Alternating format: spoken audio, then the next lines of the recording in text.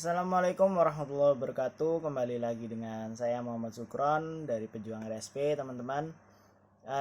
Kali ini kita akan ngebahas tentang kemarau nih, teman-teman. Nah, apa sih penyebab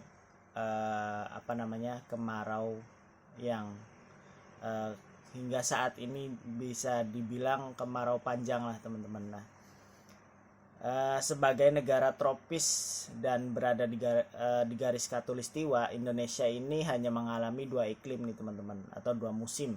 Sorry. Nah, dua musim itu adalah musim hujan dan musim kemarau. Nah, periode berlangsungnya musim kemarau ini adalah dari bulan April sampai dengan bulan September. Nah, namun eh, pergantian kedua musim ini tidak menentu nih akhirnya, teman-teman, apa periodenya nih. Nah, kondisi ini akibatnya perubahan iklim global. Kondisi ini itu disebabkan oleh perubahan iklim global yang berubah-ubah secara dan beberapa faktornya gitu loh, teman-teman. Nah, kondisi pada saat musim kemarau adalah ketika curah hujan di sebagian besar wilayah Indonesia ini mengalami penurunan nih, teman-teman. Nah, selain itu tingkat kelembaban udara juga menurun. Nah, akibatnya terjadi kekeringan di beberapa wilayah Indonesia nih, teman-teman. Nah, akibatnya pasokan air berkurang, kemudian tanaman-tanaman juga pada mati, kemudian hewan juga mungkin banyak yang mati nih, teman-teman. Nah, terus eh, apa namanya kita juga harus tahu nih apa itu musim kemarau nih, teman-teman. Nah, musim kemarau itu adalah musim yang terjadi karena adanya angin muson. Nah, pada musim kemarau banyak tumbuh-tumbuhan yang mengering karena kekurangan air.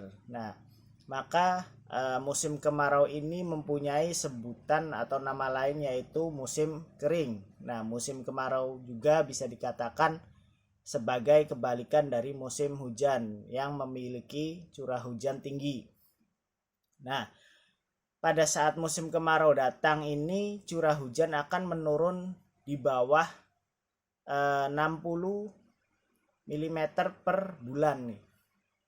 Nah, berikut ini ciri-ciri musim kemarau nih, teman-teman. Biasanya yang pertama itu sinar matahari akan terasa lebih terik pada siang hari dan tidak adanya awan di langit. Kemudian suhu udara itu meningkat, nah semakin tinggi dan diikuti dengan kelembapan yang semakin uh, tinggi juga nih, teman-teman.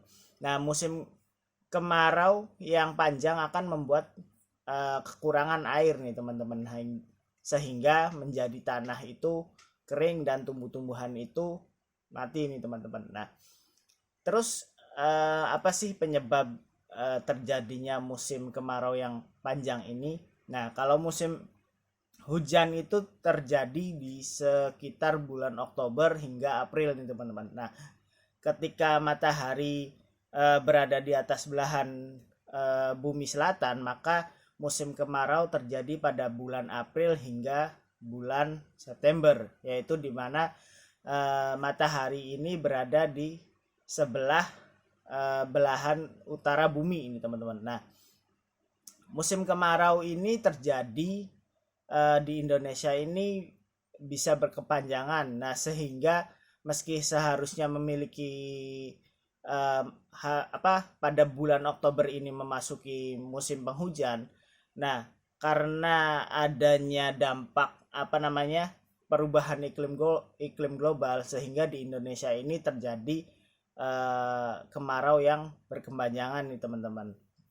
Nah, penyebab dari kemarau yang panjang ini salah satunya itu adalah El Nino. Nah, El Nino itu sendiri apa sih, teman-teman? Nah, El Nino ini adalah variasi angin yang lebih panas atau lebih dingin dari suhu permukaan laut nih, teman-teman. Nah, variasi angin ini biasanya terjadi di wilayah ekuator, tengah dan timur Samudra Pasifik.